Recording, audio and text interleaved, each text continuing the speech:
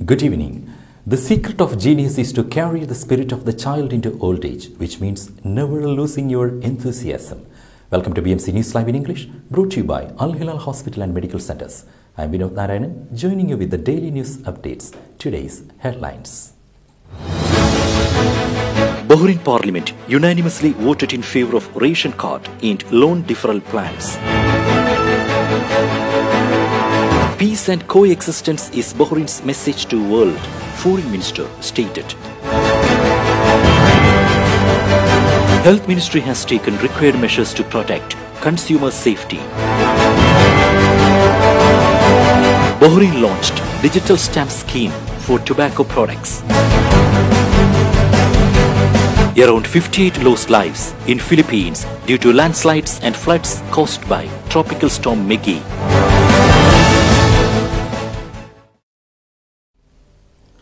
News in detail. Bahrain Parliament unanimously voted in favor of ration card and loan deferral plans. Two major proposals aimed at enhancing the living standards of Bahrainis have been given the go-ahead by the MPs.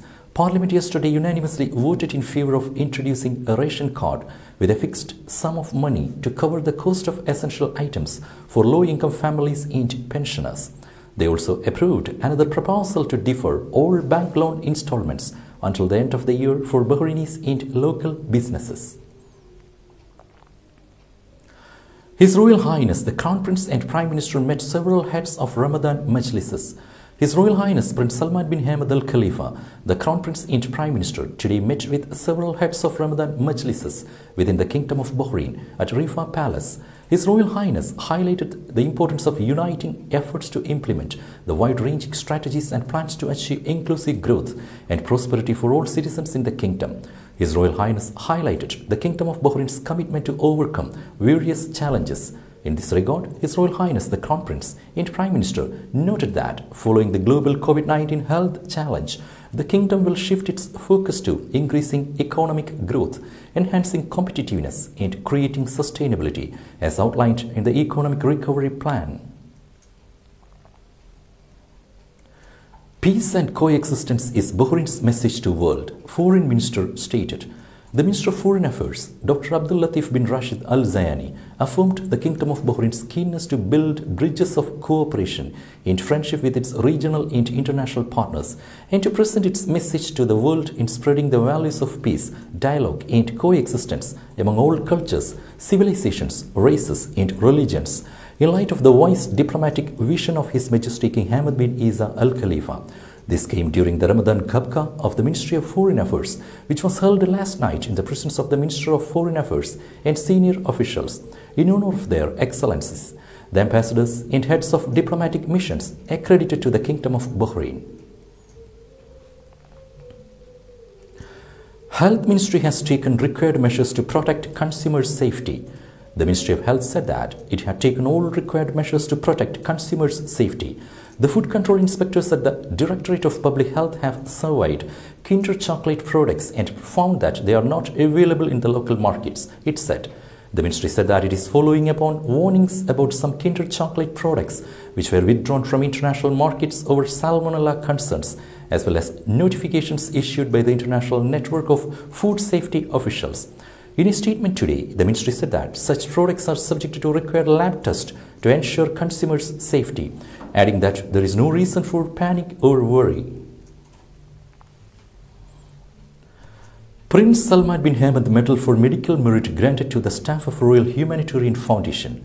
Secretary General of the Royal Humanitarian Foundation, Dr. Mustafa Al Sayyid Al Amin, said that the pride of His Majesty King Hamad bin Isa Al Khalifa and His Royal Highness Prince Salman bin Hamad Al Khalifa, the Crown Prince and Prime Minister, in the dedicated national efforts exerted by all the health professionals in the front lines of the fight against the novel coronavirus, including cadres of the health sector, the Bahrain Defense Force, the Interior Ministry and all allied parties, is a catalyst for continuing teamwork in order to enhance the kingdom's program's march and achieve national goals. Dr. Al Said stressed that maintaining the kingdom's gains in fighting the pandemic requires doubling efforts in order to attain more successes and carrying on the noble humanitarian work to continue serving all social segments. Bahrain launched digital stamp scheme for tobacco products. The National Bureau for Revenues has launched the digital stamp scheme in Bahrain as part of its commitment to ensure the effective implementation of excise. These stamps contain security features and codes that serve to protect consumers against counterfeit and illicit trade. The digital stamp scheme operates by scanning the stamp placed on excise goods at entry points to Bahrain to ensure their authenticity. It will protect consumers against the circulation of counterfeit or illegal goods while enabling them to identify product details, and will limit attempts to smuggle excise goods into the kingdom and ensure the effectiveness of government revenue collection. The scheme will be applied through a phasic approach to tobacco products.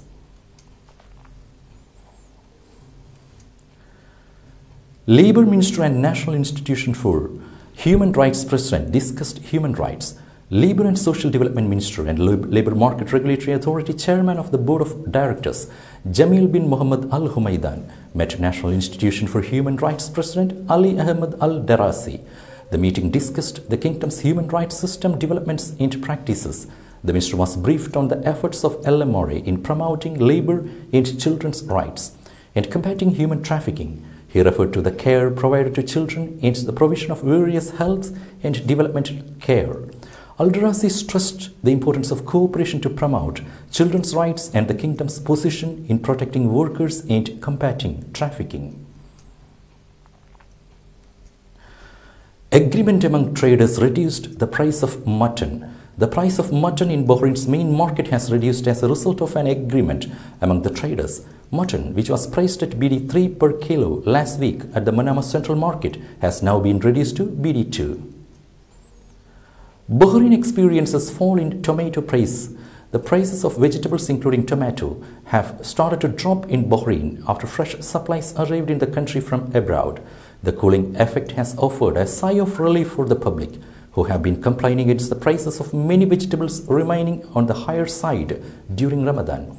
The price of tomato was 700 fils a kilo at Manama Central Market yesterday against the peak price of BD 1.1 a kilo a few days ago. The crisis was mainly caused by weather issues in countries from where vegetables were mainly imported. With climatic conditions becoming normal, vegetable production will increase, leading to more supplies. Today's COVID updates. COVID updates brought to you by Al Hilal Hospital and Medical Centers.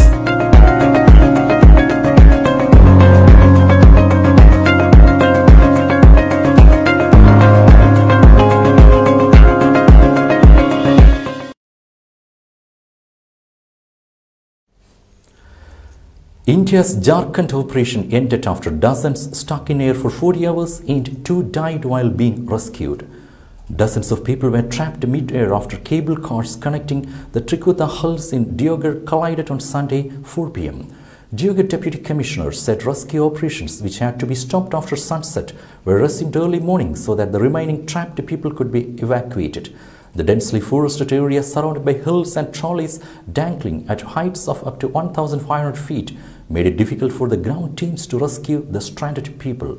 The trapped tourists had to be airlifted from Mi-17 helicopters to the Indian Air Force. 3 persons have died in the accident so far, including 2 who fell to their deaths during a botched helicopter rescue attempt. The district administration said that the cable cars were being operated by a private company and the operators fled the area shortly after the accident. Now we will be back after a very short break.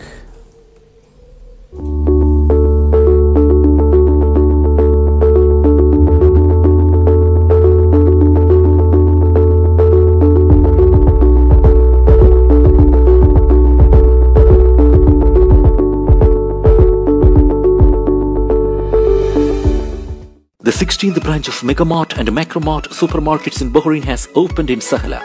The best offers are available to the customers at affordable rates. Everyone is welcome. During and around the opening day, a variety of fish including salmon, meat and dairy products, roastery, frozen items, food and non-food items, groceries, fruits and vegetables, electronics, garments and ready-to-eat food items are available to the customers at affordable rates. Hearty welcome to all. Megamart and Macromart, your favorite shopping destination. Welcome back. Saudi Public Investment Fund launched world's first electric racing boat. Electric Marine Racing Company has officially launched the innovative electric racing boat that it announced last year in partnership with Saudi Public Investment Fund. The boat, Race Bird, took flight for the first time on the River Po in northern Italy after completing a series of tests and performance runs with ex-power boat world champion Luca Ferrari behind the wheel. The single-pilot vessel is powered by a 150 kilowatt Chrysler battery and a Mercury Racing outboard motor, with the boat lifting onto its foils, allowing torque and acceleration. The Race Bird is a product of Saudi Public Investment Fund and E1 Series partnership to create the world's first electric powerboat racing competition. Saudi Arabia introduced camel travel insurance. Saudi Arabia's Camel Club has announced travel insurance to cover accidents that take place when transporting camels. The club has partnered with the Swiss finance house to insure against road accidents and deaths that take place while camels are being picked up or dropped off. Owners are also able to check on the condition of their camels during transportation using the new service. Saudi Civil Defense warns about rain lash in areas. The Directorate of Saudi Civil Defense has called on the public to be cautious and prepared based on warnings issued by the National Center of Meteorology of thunder rain over scattered areas of Saudi Arabia as of Wednesday till next Saturday. The Directorate of Saudi Civil Defense spokesperson warned all to stay away from places of floods and commit the department's regulations announced through various media outlets and social media websites so as to preserve their safety. Meta to begin testing transactions tools for its metaverse. Facebook owner Meta Platforms is beginning to test tools for selling digital assets and experiences within its virtual reality platform Horizon Worlds, a key part of its plan for creating a metaverse. The tools will be available initially to a hand-picked set of users who are creating virtual classes, games, and fashion accessories within the company's immersive platform, which is accessible via VR headsets, Meta said in a statement. Using one tool, those select users will be able to sell their accessories or offer paid access to specialized digital spaces they have built. The social media giant is also testing out a creator bonus program for a small set of Horizon World users in the United States, through which it will pay participants each month for using new features the company launches. UN official urges acceleration in coronavirus vaccinations. The UN official spearheading global vaccination efforts against the coronavirus said the number of countries where 10% or less of population has been vaccinated dropped from 34 to 18 since January and called for accelerated progress to end the pandemic. Assistant Secretary General Ted Chaiban told the UN Security Council that with over 6 million lives lost to COVID-19 and just over 1 million new coronavirus infections reported to the World Health Organization in the last 24 hours, it is urgent to increase vaccinations in countries where it wasn't possible to boost rates in 2021, Associated Press reported.